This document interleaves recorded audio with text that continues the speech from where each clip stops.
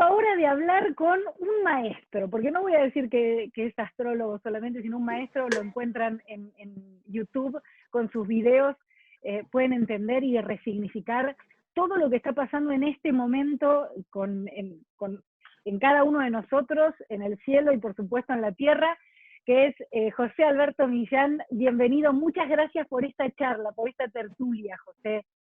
Hola, Milagros, gracias a ti.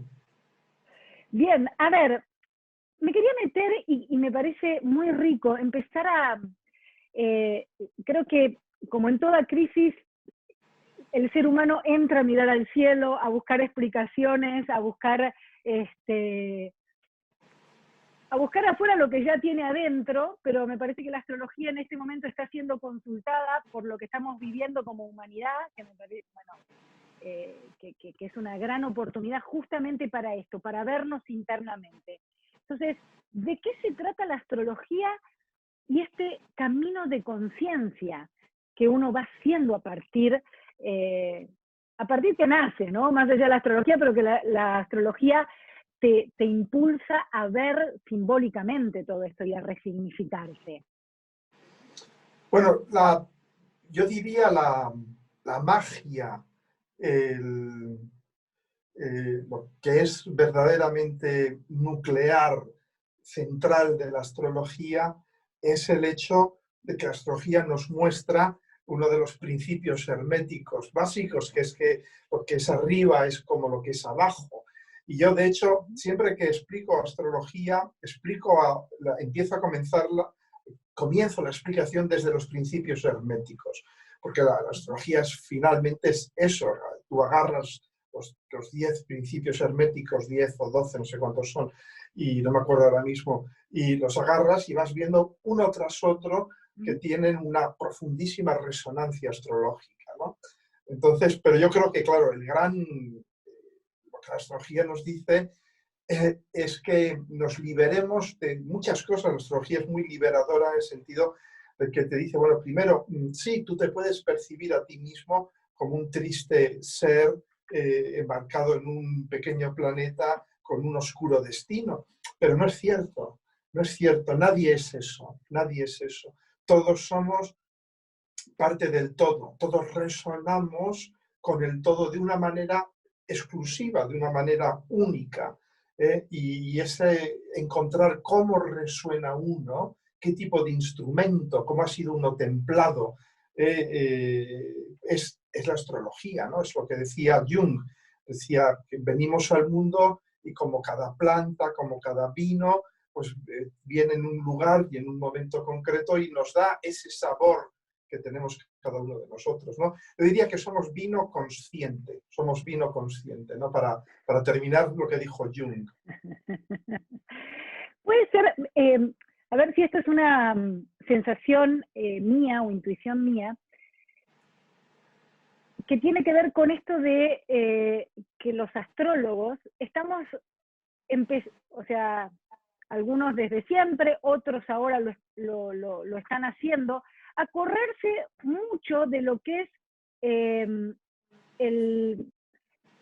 la predicción de lo que te vas a pasar, si te vas a casar, si no te vas a casar, para meternos en algo, o sea, es decir, estamos corriéndonos hacia un lugar mucho más profundo y más rico, que casi las preguntas mundanas como que empiezan a no tener tanta importancia para nosotros, y muchas veces nosotros somos espejos y somos el consultante también, ¿no? Entonces, ¿esto está sucediendo? ¿Es mi intuición o a vos te pasa lo mismo?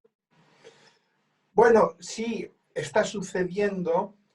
Hay una gran inercia por parte de los consultantes y por parte de muchos y de muchas astrólogas que viven todavía el viejo paradigma, el viejo modelo, porque la astrología está sufriendo una evolución ahora, en los años 2020 y siguientes, muy similar a la que sufrió la ciencia hace un siglo, cuando la física clásica es sustituida por la física relativista y la física cuántica, que pasa de producir modelos deterministas modelos reduccionistas, a producir modelos indeterministas, modelos hipercomplejos, modelos donde no sabemos si un fotón o un electrón es un corpúsculo o es una onda, o lo que preconiza la mecánica cuántica, que es las dos cosas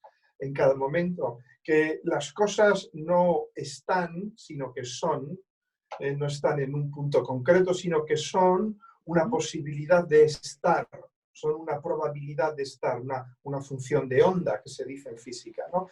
Y entonces ya los físicos se han dado cuenta de que el tiempo es irreversible, que va siempre en un solo sentido, y que continuamente el devenir, lo que nos sucede, es lo que en física cuántica se llama el colapso. Es decir, que tenemos una función de onda que nos dice que hay tanta probabilidad de que estés aquí, tanta de que estés aquí, tanta de que estés aquí, pero cuando entra un observador, que puede ser la misma persona, puede ser la astróloga, puede ser cualquiera, esa función de onda colapsa y se manifiesta solo de una manera. De los millones de maneras que podían ser, se manifiesta de una sola, ¿no? Y entonces ahí surge esa, yo diría, fascinante relación con la realidad que tenemos los físicos, que es que realmente lo que sabemos es que las cosas que son, pero no sabemos dónde están. Con una carta natal pasa exactamente lo mismo, ¿no? Es lo que te comentaba antes, ¿no? Te viene alguien que tiene la luna en 25 de Capricornio y te llevas las manos a la cabeza y además ves que tiene una cuadratura Luna-Plutón, tiene la Plutón el 25 de Libra, imagínate, ¿no? Y dices, pobre mujer o pobre hombre, ¿no? Va a tener la gran conjunción, la está teniendo sobre su luna y está viviendo ya el inicio de su crisis de los 40 con Plutón ahí. Y dices, ¿qué va a pasar? ¿Qué va a pasar? Es decir, en ese qué va a pasar, el mismo astrólogo se lo formula, ya hay la intervención del observador que va a hacer que el sistema colapse. Porque lo que la persona quiere es que tú le hagas muchas veces, yo siempre digo, que hacen un uso ansiolítico de la astrología. Es decir, dime qué me va a pasar. Aunque me digas que se va a morir mi madre, pero por favor dímelo. Dime que se va a morir mi madre o que se va a morir una mujer de mi familia, porque le han dicho que, claro, Plutón sobre la luna es que se muere una mujer próxima, ¿no? Entonces, claro, yo diría que el astrólogo moderno, el astrólogo cuántico, por así decirlo, le va a decir, pues sí, hay una posibilidad de que muera tu madre, hay una posibilidad de que muera tu hija, hay una posibilidad de que no muera ninguna de ellas y de que lo que muera sea tu imagen interna de tu propia mujer, de tu propia feminidad, que tú has transferido a tu madre, a tu esposa, a tu hija, a tu lo que sea, ¿no? Y entonces, claro, como Plutón Plutón es inexorable, Plutón es absolutamente despiadado, te va a mostrar esa proyección, te va a mostrar esa proyección y va a hacer lo que haga falta para mostrártela. Y entonces, claro, depende, yo muchas veces digo, claro, depende de cómo tú te posiciones con respecto a este aspecto, hasta dónde va a tener que llegar Plutón para, de alguna manera, hacer colapsar esta ilusión tuya. Plutón es el gran colapsador de ilusiones. Plutón es un principio de realidad durísimo. Es el principio de realidad que está dispuesto a todo. Y además, claro, Plutón es Plutón, tiene todos los medios a su alcance. Va a hacer lo que haga falta para que una ilusión colapse. Entonces, por eso yo siempre les digo, al final, tú eres el autor de tu propia vida. Tú eliges, de algún modo, dónde colapsas, dónde va a colapsar esta función de onda que está afectando a tu luna. ¿Cómo va a colapsar? Tú lo eliges. Claro, si yo te digo como astrólogo, es decir, como sumo sacerdote de la religión astrológica, te digo, pues va a morir tu madre. Decir, qué pena. De algún modo ya estamos colapsando ese sistema, lo estamos colapsando. El oyente, el consultante, ya empieza energéticamente a favorecer ese colapso concreto. Y su entorno va a hacer lo mismo. Y su madre va a hacer lo mismo. Porque incluso la madre inconscientemente va a decir, no podemos contradecir a este astrólogo, vamos a morirnos, ¿no? Entonces, por eso es tan sutil la astrología. Porque si tú le dices a alguien, puede pasar esto, y no se lo dices diciéndolo, pero esto es una posibilidad de un 2%. Pueden suceder otras 80 cosas diferentes, ¿no? Y finalmente eres tú quien decide. Yo pienso que la astrología clásica, tradicional, va y le dice, mira, pues va a morir tu mujer, o va a morir tu hija, o va a morir tu madre, ¡pam! Y luego eso ya genera un colapso cuántico. Y por eso muchas veces la astrología tradicional acierta. ¿Por qué? Porque ha provocado ya que una posibilidad que era remota se convierta en real, ¿no? A ver, claramente estamos, o sea, siglo XXI es astrología cuántica, por esto que vos decís, ¿no? Por esto que estamos viendo el colapso de onda, esto que está vos como físico, y esa es una historia que me encanta, ¿no? Que como físico te hayas después dedicado a la astrología, habla un poco de las infinitas posibilidades que nosotros podemos leer en el mundo de hoy y que además van a tener, o sea, van a ser según la conciencia de a cada uno que le esté pasando ese propio mapa, esa propia carta natal, ¿no? Totalmente. No, al final yo creo que volvemos a los principios renacentistas. Y ahora viene mucho a cuento contarlo, porque con la entrada de Júpiter y Saturno en Acuario, de algún modo volvemos a iniciar un proceso renacentista. Y hubo un famoso humanista en el Renacimiento que se llamaba Pico de la Mirandola, ¿no? Que escribió una de las obras más célebres que se llamaba Contra los astrólogos, se llamaba su obra. Y no tiene desperdicio, no tiene desperdicio, porque yo muchas veces digo, yo hubiera podido escribir esa misma obra, estoy totalmente de acuerdo con él. Él lo que decía era básicamente lo mismo que yo acabo de decir: nada está decidido. Nada está decidido. El hombre, o mujer, decide. Y él crea esta expresión que ahora está muy de moda entre astrólogos humanistas, lo utiliza Alice Green, lo utilizan todos los astrólogos humanistas, psicológicos y tal y cual, que es que uno se convierte en co-creador de su propio destino. Uno va co-creando su propio destino, ¿no? Entonces, esto es muy importante, darte cuenta de que, y además viene muy a cuento ahora con todos estos planetas en Capricornio, ¿no? De que somos responsables de nuestro destino, de que estamos construyendo, creando nuestro destino. Que no es un astrólogo, por muy reputado que sea, que vas y le preguntas y te dice, pues sí, el año que viene te casas, compras una casa, te toca la lotería, se muere tu mujer o algo así, ¿no? Que no es eso, sino que realmente yo la pregunta que les hago a la gente que me hace preguntas, yo para empezar digo a todo el mundo, yo no respondo a este tipo de preguntas, porque es programar. Si yo te respondo, te estoy programando, es decir, estoy forzando un colapso concreto de la realidad y te estoy haciendo esclavo de mis palabras, cuando el astrólogo te debe hacer libre, no esclavo. Entonces, yo siempre les pregunto, bueno, hago como los gallegos, sabes que aquí en España los gallegos tienen fama de responder a una pregunta con otra pregunta, ¿no? Luego, como los gallegos, yo les pregunto, digo, ¿por qué me preguntas eso? ¿Por qué quieres saberlo? Porque lo interesante es encontrar de dónde viene la pregunta, y ahí encuentras la ansiedad, la angustia, el vacío, y ahí es donde, pero cuidado, eso es muy creativo, porque en ese vacío encuentras la capacidad de crear. Tienes que encontrar el vacío en la persona, que es lo que está tratando de llenar con esa información que ella es incapaz de llenar, para de algún modo señalarle que finalmente puede llenarlo. Pero hay que llenarlo de sí mismo, no de lo que diga un astrólogo. Bueno, es que creo que uno de los grandes temas que nosotros como astrólogos y los consultantes se enfrentan es que un poco la respuesta y el análisis y un poco lo que nosotros decimos como astrólogos es: hay que aprender a danzar, ni siquiera es a vivir o a convivir con la incertidumbre, sino a danzar.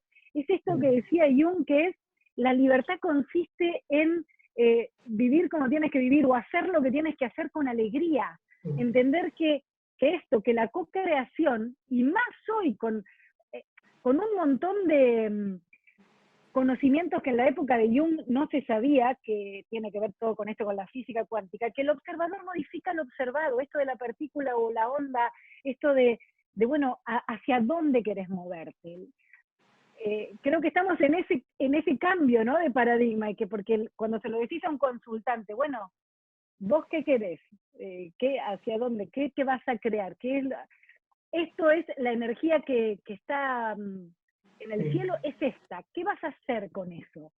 ¿Viste? En vez de ser como esto, los fortune tellers. Bueno, decime qué me va a pasar, ¿no? Sí, eso me parece que es fabuloso. pero es difícil, ¿no? Porque existe una inercia brutal y existe, claro, hay que realizar una desprogramación brutal, que la gente se resiste porque están contentos habiendo sido programados. Están muy contentos. Estamos en la Matrix. Y la Matrix nos dice, por ejemplo, que si te sientes solo, te sientes triste y encuentras a otra persona, vas a ser feliz. Y yo siempre les digo, no, ¿qué va, qué va, qué va? Es al contrario, si estás triste, estás solo y encuentras a otra persona, te vas a sentir mucho más fregado todavía. Pero eso lo digo por experiencia propia, además, ¿no? O la gente piensa que si es rico, va a ser feliz. Y es falso, es falso. El tener demasiado dinero es tan problemático como el no tener nada de dinero. Y todo este tipo de cosas. Yo siempre les cito a la gente que me dice, ¿cómo me irá el año que viene? ¿Jugaría a la lotería a tal fecha? ¿Vendería la casa? Yo les cito una frase de Julio Cortázar, ¿no? Julio Cortázar que dijo, escribió, no lo sé, dijo, uno no tiene un Mercedes, el Mercedes le tiene a uno. Sí. Y es lo que yo les digo, ¿para qué quieres tener más dinero? ¿Para qué quieres? Para comprarte el Mercedes de Julio Cortázar y que te tenga, que ese Mercedes te tenga a ti, ¿no? Entonces, por eso, y es muy duro, porque la gente me mira cuando les digo este tipo de cosas como si estuviera loco, ¿no? Porque dicen, ¿pero cómo? Si todo el mundo sabe que si uno encuentra un novio o una novia y si es rico, es feliz. ¿Y por qué? Porque es lo que aparece en las películas de Hollywood, las películas americanas, sí. En las series que vemos todos los días. Ese es el mensaje central. Y de construir todo eso, decirle a la gente, atrévete a vivir tu vida solo, que uno no vive nunca solo, porque uno vive en un universo de vínculos, ¿no? Pero atrévete a vivir esos vínculos desde tu centralidad, desde tu unicidad, desde tu sol, ¿no? Atrévete a vivir la incertidumbre del futuro, la indeterminación, el principio de indeterminación de Heisenberg, ¿no? Vive la indeterminación, les enseño la fórmula de Heisenberg. Digo, ¿ves? Heisenberg ya había predicho que no podemos conocerlo todo, que hay un margen de error importante. Y lo fantástico, lo maravilloso del principio de indeterminación, eso la gente no sabe, es que nos permite hacer cosas que pensábamos que estaban prohibidas. El principio de Heisenberg explica que cosas prohibidas por la mecánica clásica, por la física clásica, son posibles en la física cuántica. ¿Por qué? Por eso mismo, porque hay una indeterminación enorme que nos permite jugar, ¿no? De algún modo. Es decir, que lo que nos libera es el no saber, lo que nos libera es el abandonarnos a lo que vaya viniendo y vivirlo desde lo que somos, por supuesto, ¿no?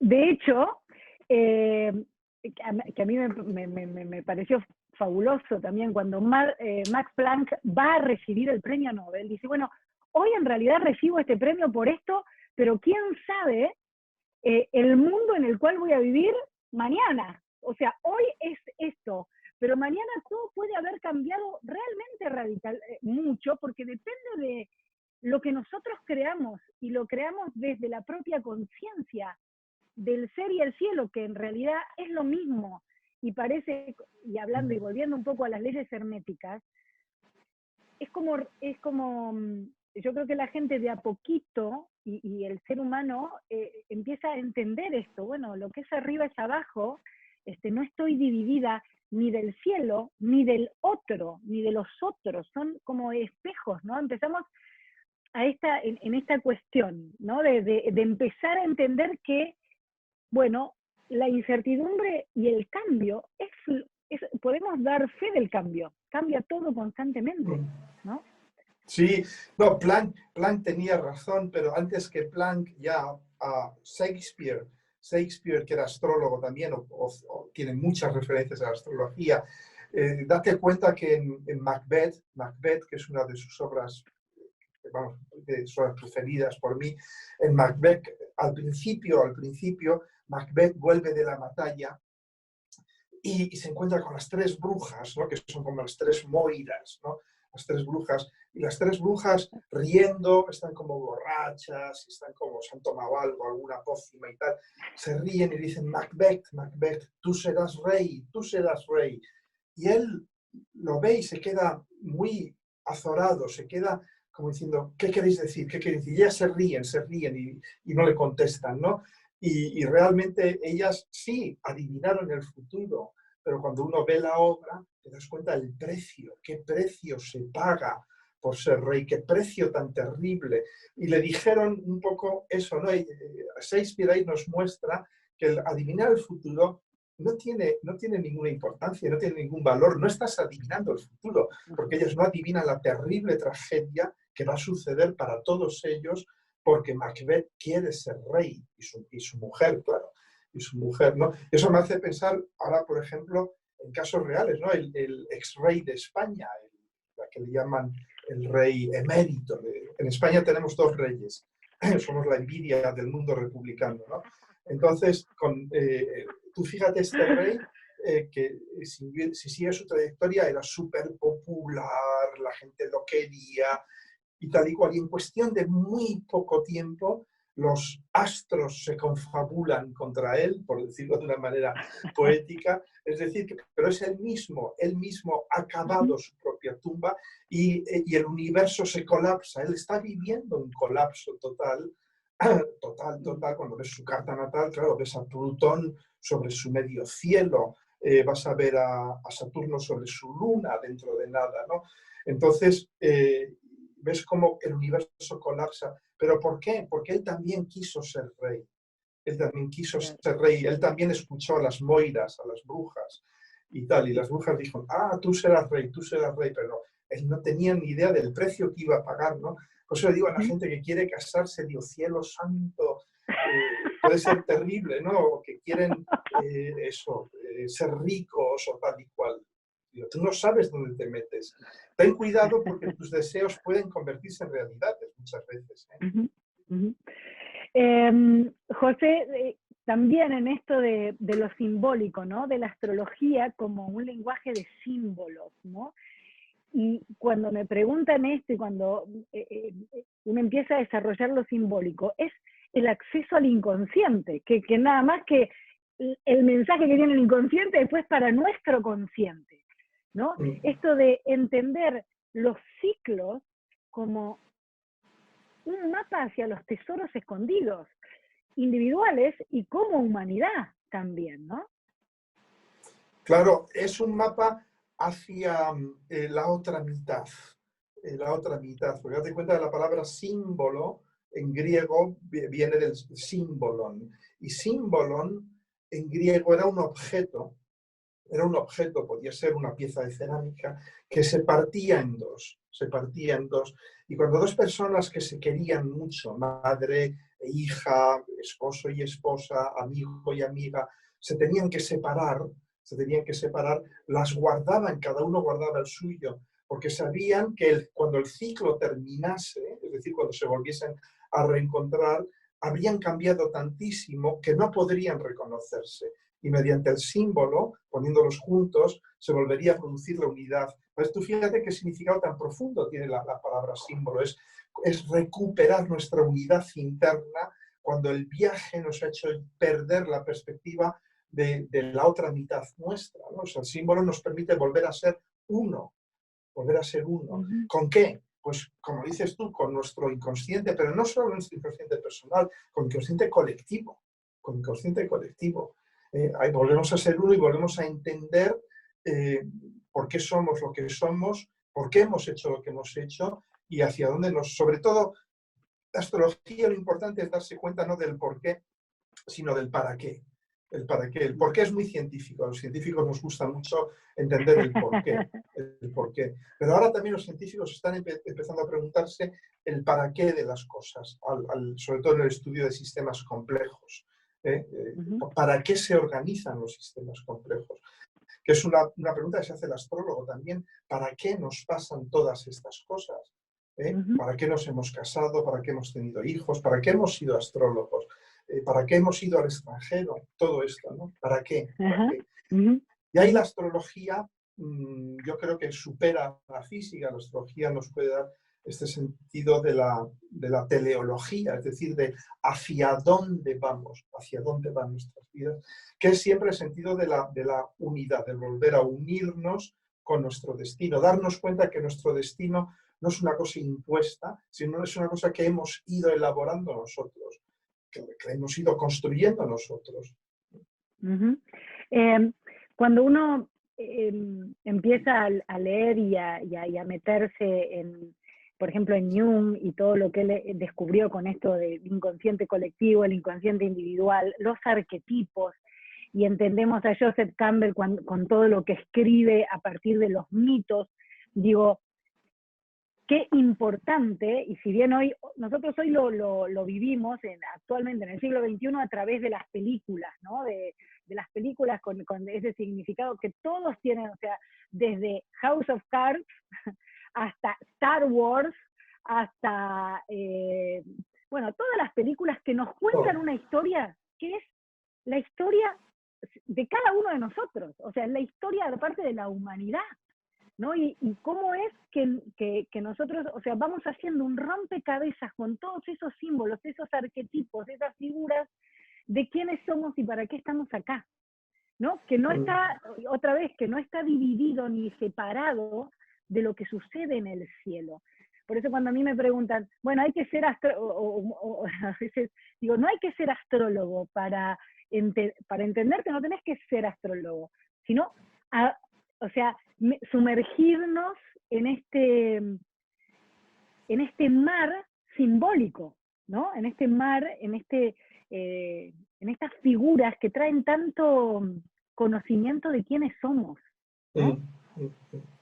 Sí, no, y es curioso el tema, lo comenta Liz Green también, tiene un libro sobre, creo que se llama The Astrology of Fate, la astrología del destino, creo que se llama. Y ella comienza el libro, es un libro muy, muy denso, ella comienza el libro con una cita de una leyenda oriental que es la del mercader de Isfahan, que os acordaréis, una leyenda muy conocida, ¿no? El mercader que se encuentra con la muerte y luego huye y luego se vuelve a encontrar con la muerte y le dice, pero si yo había huido, y la muerte dice, sí, pero yo iba a decirte que nos íbamos a encontrar aquí esta noche, ¿no? Entonces, bueno, pero esa historia del mercader de Isfahan, yo la he visto tantas veces, ¿no? Sobre todo que a mí me gusta mucho el estudio del ángulo familiar en las familias. Y en las familias es donde uno encuentra también su destino, ¿no? Yo tenía hace no mucho una persona muy querida que claramente me daba a entender de una forma muy discreta, porque es un Libra, ascendente Libra, entonces le cuesta mucho abrir sus sentimientos y tal. Le gustaba mucho decirme que él no quería repetir la historia de su familia, no quería repetir la historia de su familia. Pero fíjate qué cosa tan curiosa, él va y se casa con una Géminis. Y yo le hago notar que su abuelo era Libra como él, y su abuela era Géminis, como su mujer. Digo, bueno, esto ya es curioso esto, ¿verdad? Bien, entonces no me dice nada, pero esto queda ahí y ya se decide que no seguirá nunca la historia de la familia. Y entonces va y tiene un primer hijo. Y este primer hijo, curiosamente, nace un día antes que su padre, con el mismo signo solar y con el mismo signo lunar. Ya, yo le hice notar esto, digo, fíjate que tenéis un hijo como tus abuelos, que es como tu padre. Y poco después tiene otro hijo, también con el mismo ascendente y la misma luna que su tío, que el hermano de su padre. Y ya le hago notar esto también, ¿no? Y me dice, sí, pero he hecho una cosa, les he dado nombres que no están en la familia. Y yo le hice notar, digo, claro, les has dado nombres que no están en la familia, pero fíjate que tu tío y tu padre, sus nombres tienen tantas y tantas letras, y comienzan los dos por la misma letra. Y tus hijos tienen exactamente sus nombres, los mismos números de letras en el mismo orden y comienzan los dos por la misma letra. Digo, y podemos ir más lejos. Tu mujer y tú tenéis dos nombres que tienen el mismo número de letras que tu abuelo y que tu abuela. ¿Te das cuenta? Es decir, había pasado 10 años tratando de evitar su destino familiar. Y ahora ya está, ya, afortunadamente ya se ha hecho la pregunta de ¿para qué? ¿Por qué he repetido toda esta historia familiar y para qué? ¿Para qué he vuelto a tener una familia que es una copia, un calco de la familia que tuvieron mis abuelos? ¿No? ¿Para qué? Y esto es lo importante de la astrología. ¿Para qué hacemos las cosas? ¿No? ¿Hacia dónde vamos? ¿Hacia dónde vamos? Esto es muy importante porque el tiempo no es reversible. El tiempo no es reversible. El tiempo solo va del presente hacia el futuro. Entonces, uno debe de mirar hacia adelante. Está muy bien mirar hacia atrás, como hacía Proust, escribir 12 volúmenes sobre el tiempo perdido y todo esto. Y lo vemos en estos días actuales, que yo veo, como estoy ahora de vacaciones, pues leo más los periódicos y todo esto, ¿no? Y entonces veo que un mensaje que nos repite todo el mundo, los políticos, la gente que no quiere ponerse el barbijo, la gente que dice que esto es todo falso, todos repiten el mismo mensaje, todos, que es queremos volver a lo de antes, queremos que esto no haya pasado, queremos que esto no haya pasado. Y eso es muy lunar, es muy comprensible. Quiero volver al vientre de mi madre, porque nos sentimos mal, lógicamente, y cuando uno se siente mal, ¿qué hace? Quiere volver al vientre de su madre, es decir, quiero volver a la situación anterior a que esto pasara. Pero eso es una ilusión lunar. Nunca vamos a volver a la situación anterior, porque el tiempo ya está transcurriendo de una manera. Y yo me llevo las manos a la cabeza porque digo, cielo santo, si hay una parte de la sociedad importante y los políticos a su cabeza que quieren hacernos volver a la situación anterior, estamos locos. No podemos volver a la situación anterior. Tenemos que acostumbrarnos, tenemos que adaptarnos a lo que está sucediendo.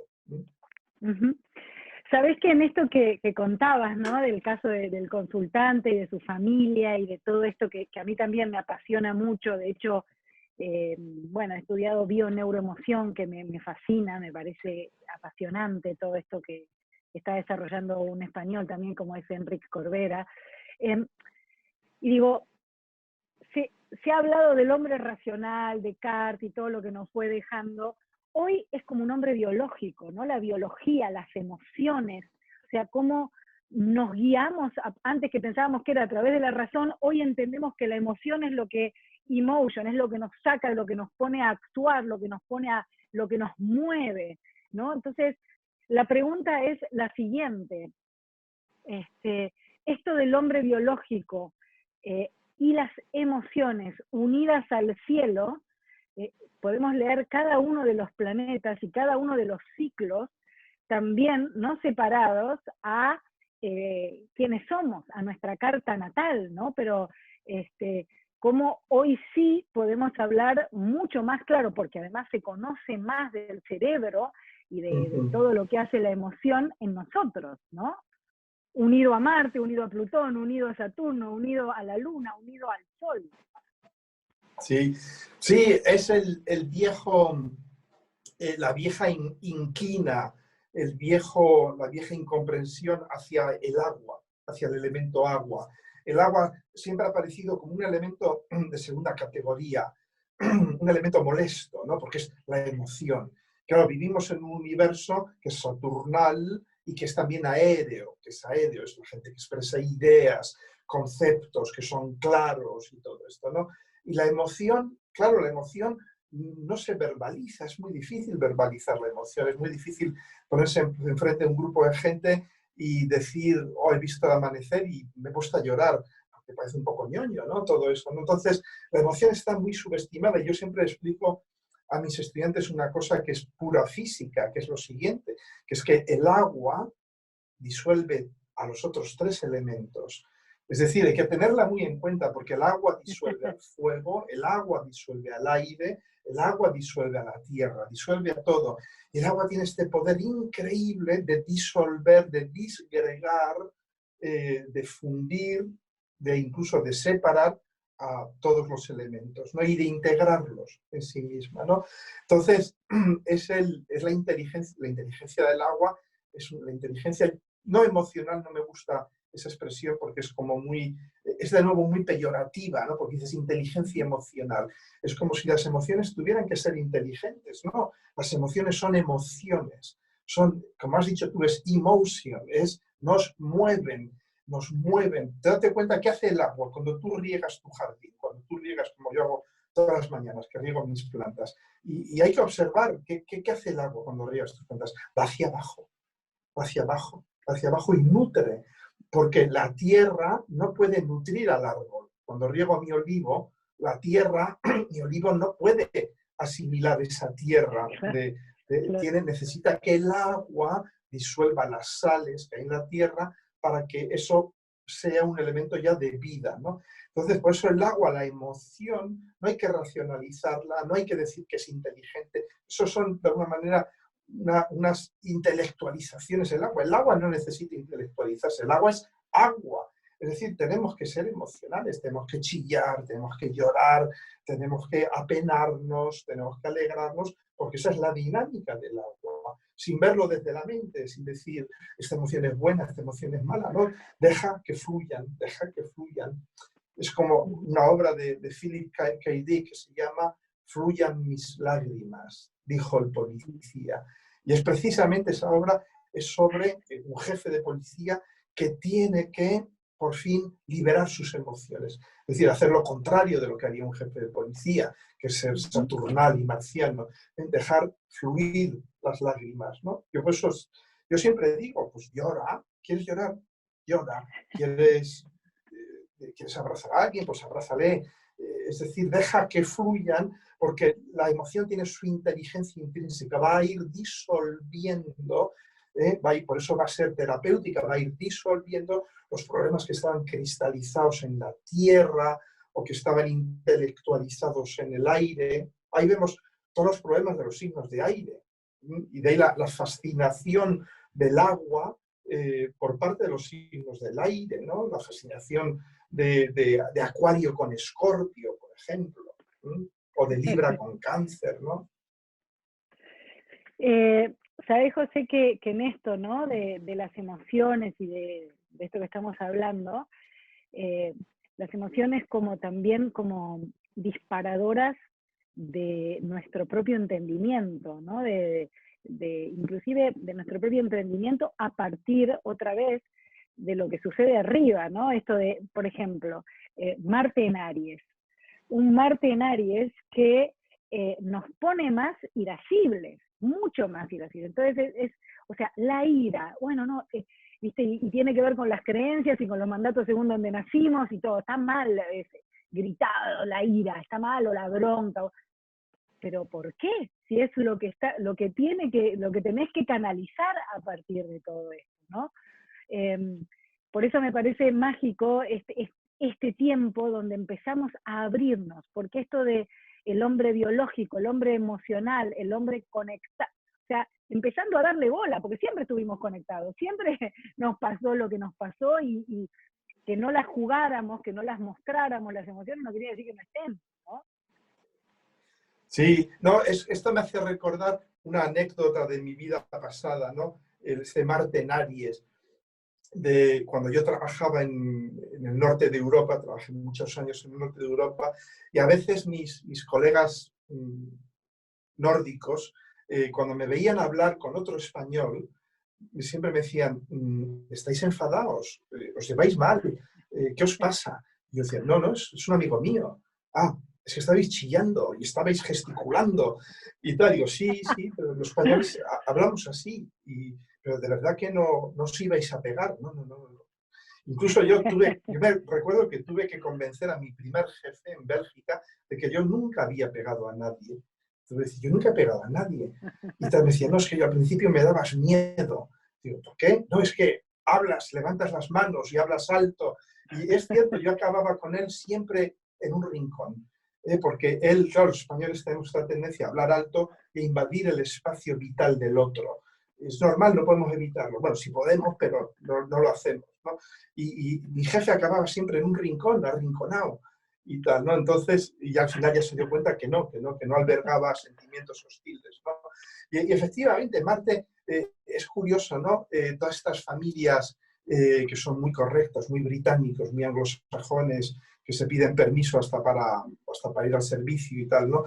Y todo esto, pero luego cuando ves la ira reprimida, la cólera reprimida, ¿no? Y muchas veces, pues nosotros, los latinos, ¿qué hacemos? Pues nos chillamos, pegamos 4 gritos y tal, y empezamos el día. Sí, yo muchas veces empiezo el día pegando 4 gritos a mi familia y tal, y luego ya está, pues ha pegado 4 gritos, normal, no pasa nada, ¿no? Realmente, o sea, lo malo es cuando te lo tomas en plan personal, es decir, cuando esa ira tú piensas que va dirigida a ti, esa cólera que va dirigida a ti. No te das cuenta que la persona que tiene esa cólera no va dirigida a ti. Simplemente tú pasabas por allí y catalizaste esa explosión de cólera y ya está, ¿no? Entonces, bueno, no, es necesario, por supuesto, uno con Aries, con Marte en Aries, en cuadratura o en oposición al Sol, estos días yo le diría, mira, búscate algo, un ejercicio físico o haz el amor 2 veces al día o una cosa de estas, ¿no? O sea, gasta esa energía ariana porque sí, te puede estallar un poco en las manos, ¿no? Pero all in all, o sea, con todo, es fantástico esa energía ariana, porque te va a dar una patada en el culo y te va a decir, actúa, rompe algo. Claro, Marte en Aries es rompe aguas de una puñetera vez, ¿no? Rompe algo, bueno, pues rompe algo, ponte a romper algo. Exacto, Yo, exacto. no, yo tengo un sobrino mío con el ascendente en Aries y yo recuerdo que de pequeño, ¿qué hacíamos? Porque era, claro, era muy ariano.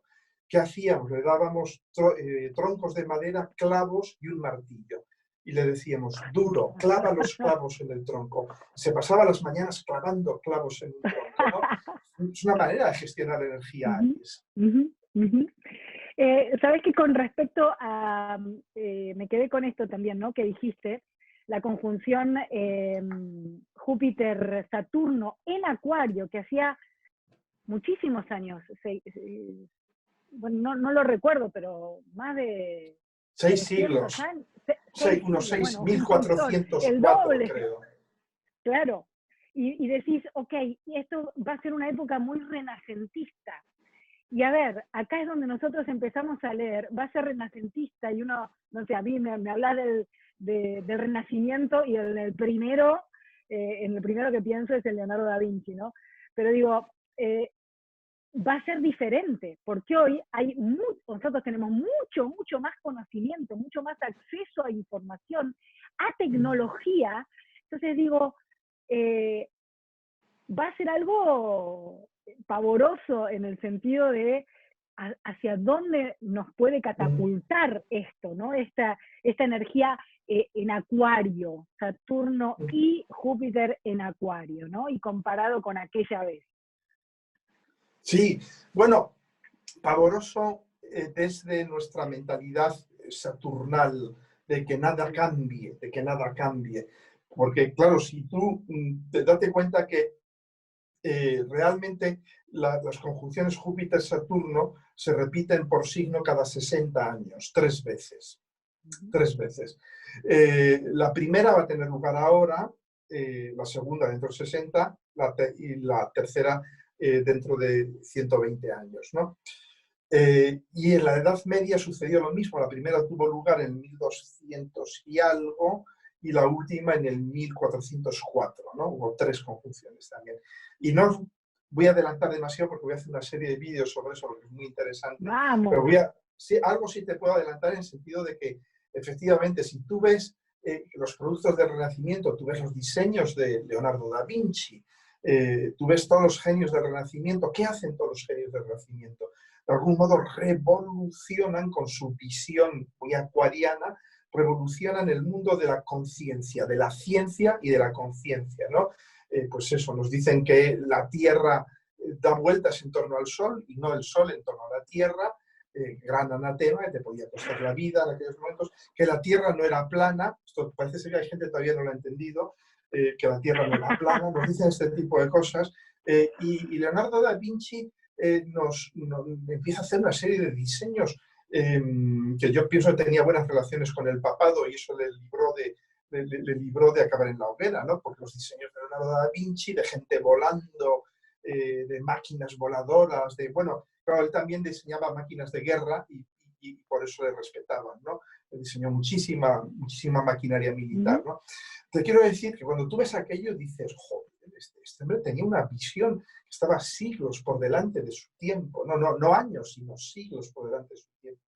Entonces, ahora, muy probablemente, claro, nosotros no viviremos, porque vivimos la primera conjunción, la segunda, 60 años, no creo que lleguemos a verla, ¿no? Creo que lleguemos a verla, pero la verán nuestros nietos, nuestros bisnietos, etcétera, ¿no? Y más adelante la tercera. Es decir, que sí que entramos en un periodo donde la visión de gente genial se va a convertir en la visión del colectivo, porque esa gente genial lo que hacen de alguna manera es transmiten al colectivo una visión que ya estaba en el colectivo, la destapan para que el colectivo la pueda ver, ¿no? Y esto revoluciona, claro. Entonces, tú date cuenta, revoluciona en la psique de darte cuenta de que la Tierra no es el centro del universo. ¿Ahora qué va a suceder? ¿Qué tipo de revoluciones nos esperan? Pues bueno, tirando un poco de ciencia ficción, ahora ya sabemos que la Tierra no es el centro del universo, sabemos que el Sol no es el centro del universo, sabemos que nuestra galaxia no es el centro del universo, sabemos que nuestro grupo local de galaxias tampoco es el centro del universo. Entonces, ¿hacia dónde podemos ir? Bueno, pues a concebir, por ejemplo, universos paralelos. A concebir universos paralelos y darnos cuenta de que incluso que nuestro universo no es el centro de nada, tampoco. Por ejemplo, ¿no? Y de que hay una interacción entre universos paralelos y este tipo de cosas, ¿no? Todo esto es lo que vamos a vivir los próximos años. Y algunas de estas cosas, lógicamente, porque la gente muchas veces me dice, no, es que sos muy oscuro, eres muy oscuro. Bueno, es que estamos abriendo una caja de Pandora y de ahí va a salir de todo. Ahí va a salir cosas fantásticas como el que podamos curar todas las enfermedades genéticas y este tipo de cosas, pero también cosas terribles. Van a salir también cosas terribles. No seamos sagitarianos. angélicos. Estás con una sagitariana, o sea, no seamos sagitarianos, digamos. Sí, seamos sagitarianos, pero seamos también un poco capricornianos, ¿no? Y démonos cuenta de que surgirán nuevas armas de control, de guerra, de dominación, de explotación. Surgirá todo esto, claro que surgirá. Claro que sí, surgirá. inclusive ya está un poco, ¿no? Ya lo estamos viendo a esta primera conjunción, porque digo, también hay un montón de información que la gente hay personas que se meten muy rápidamente en lo acuariano, en la vanguardia, y otras que rechinan como locos, ¿no? Yo digo, ya con Jean-Pierre Garnier Mallet, el tema de lo que decías de los universos paralelos o la teoría del desdoblamiento del tiempo, ¿no? Esto de el doble cuántico, solamente el observador modifica lo observado. O sea, nosotros decimos que hablamos de ciencia ficción, pero en realidad esto ya está sucediendo, ¿no? Como Claro. se puede ver en la humanidad de hoy, ¿no? Sí, totalmente. Está ahí, ¿no? Y tenemos cada vez más fenómenos. Por ejemplo, la astrología, por ejemplo. La mera existencia de la astrología. La mera existencia de la astrología, ¿no? ¿De dónde viene este saber? ¿Cómo se producen los arquetipos? Porque ahí no hay un señor que un día se sienta y escribe una novela y dice, epa, ahí está, venga, fuera.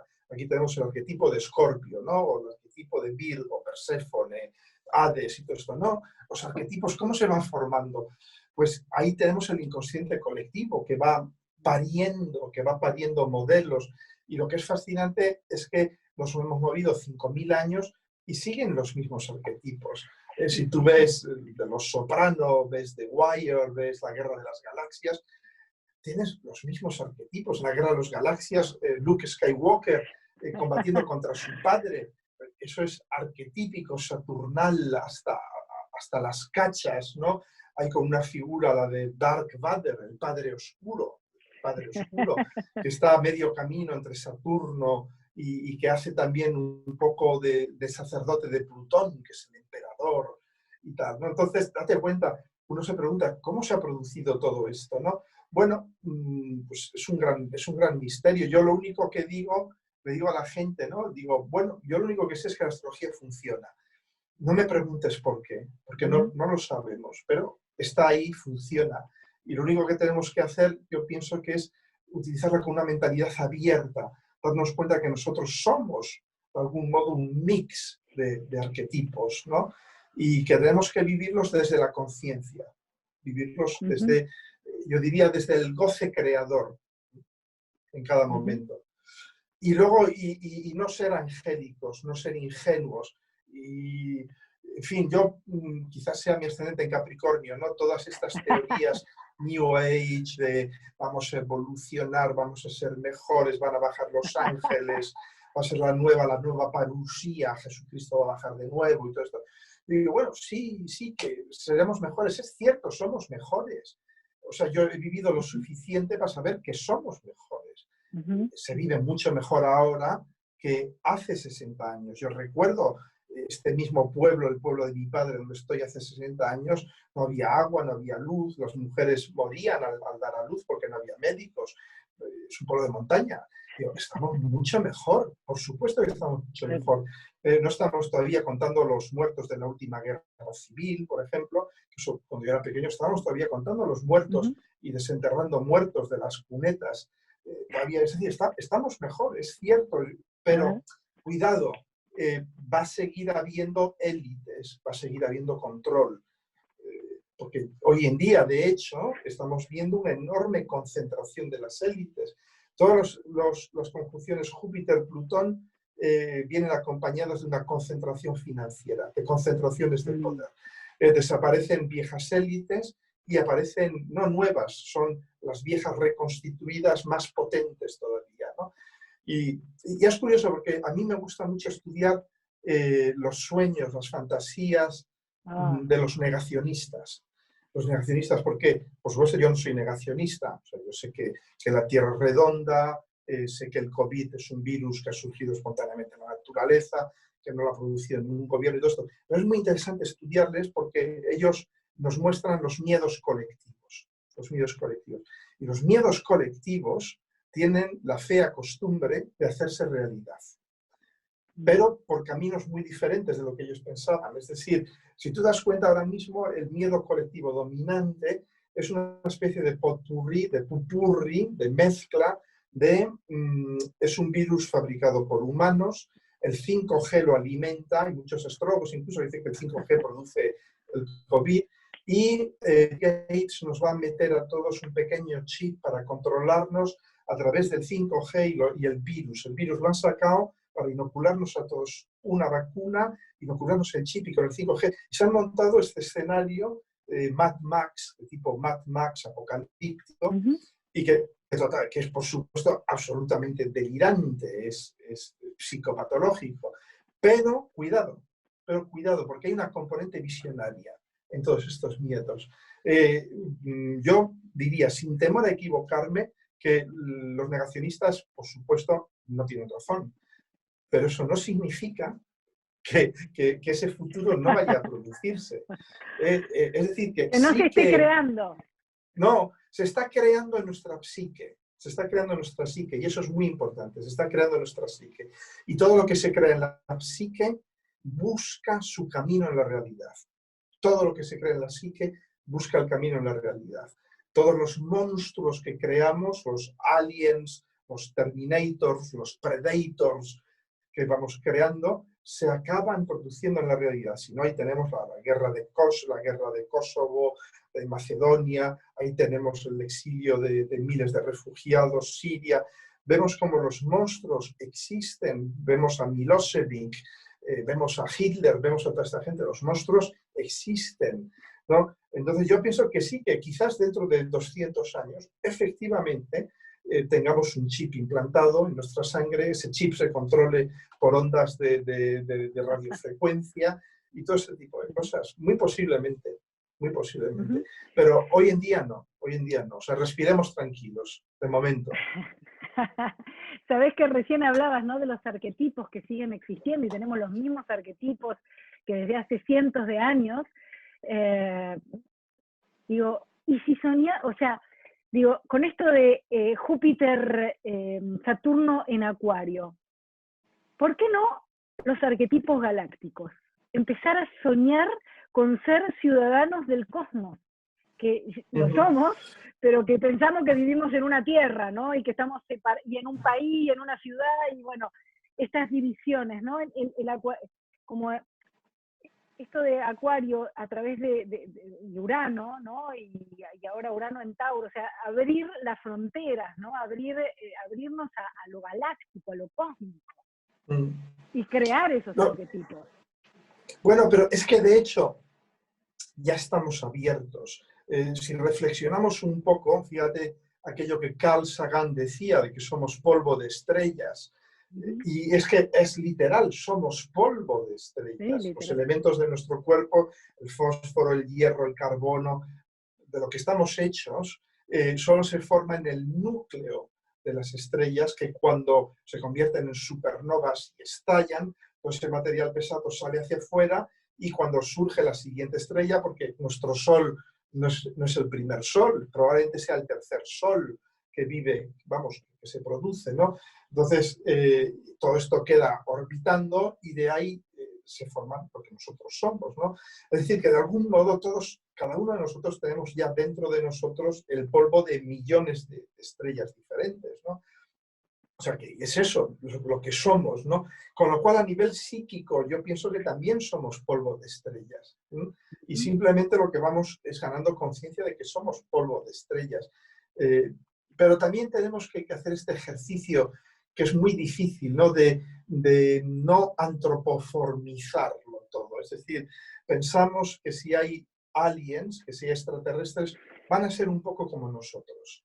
Van a ser un poco como nosotros. Quizás tengan 3 ojos en vez de 2, quizás sean verdes en vez de blancos o negros y tal, pero fíjate que en todas las historias en las que se habla de aliens extraterrestres, se les hace moverse por las mismas pasiones que nosotros.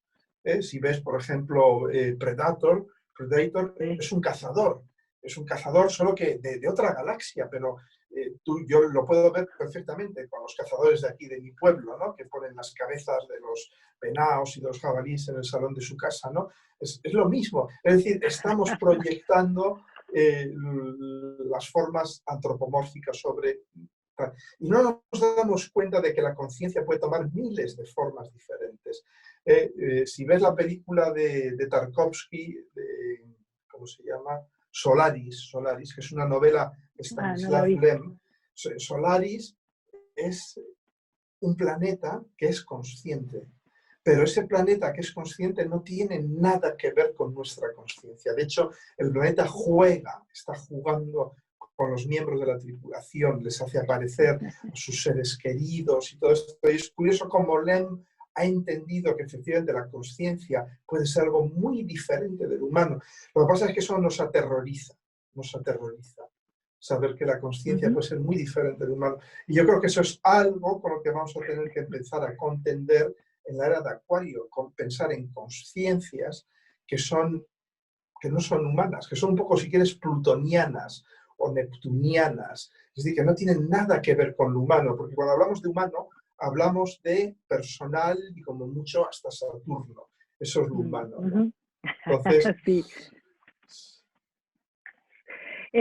José, última, y como me gusta jugar a esto de ser periodista, quiero hacerte una última pregunta, que tiene que ver con, existe la máquina del tiempo, ¿no? Estamos acá, existe la máquina del tiempo, pero te dicen, ok, la podés usar para un solo viaje. ¿Te irías al pasado, te irías al futuro, y para qué elegirías lo que elegirías? Buena pregunta. Recurriendo a una licencia poética, me iría al futuro, porque el pasado ya lo hemos vivido. En el pasado, contrariamente a lo que la gente piensa, ya no vamos a encontrar nada. El pasado, está quemado, ¿no? Yo me iría al futuro. Enviaría un mensaje hacia el futuro. ¿Y para qué? Bueno, un mensaje de esperanza fíjate, un mensaje de esperanza en lo humano, en esta forma de conciencia que somos nosotros, con sus enormes dificultades, pero también con su enorme capacidad de adaptación. Y también por mi curiosidad, por ver cómo lo humano va a ir probablemente fundiéndose con otras conciencias, con otras formas de desarrollar conciencia. ¿Para qué? Me iría por pura, yo diría, por pura curiosidad científica, por pura huida hacia adelante, porque como sé que la huida hacia atrás no es posible, pues solo me queda la huida hacia adelante. Me iría por eso, ¿no? Me iría por eso. Y quizás sí, quizás para llevar hacia el futuro el sabor de la tierra, el sabor de la tierra, porque esto se va a perder, efectivamente, ¿no? El sabor de la tierra, el sabor de lo que es una buena comida, de lo que es lo físico, lo sensorial, lo taurino, lo escorpiano, lo solar, sobre todo en el futuro acuariano, todo esto se va a ir perdiendo de algún modo, ¿no? José Millán, 1.000.000 de gracias, como siempre, un gran maestro. Bueno, voy a poner todos tus datos abajo para que la gente siga aprendiendo de astrología y de estos tiempos, todo lo que es tu sitio y tu canal de YouTube, que es fabuloso. Muchas gracias por esta nota y por todo lo que haces para ayudarnos a ampliar conciencia. Muy bien, Milagro, un abrazo a todos y bueno, pues hasta la próxima. Que disfrutéis del mes de agosto. Hasta la vista. Gracias. Chao, chao. Chao, chao.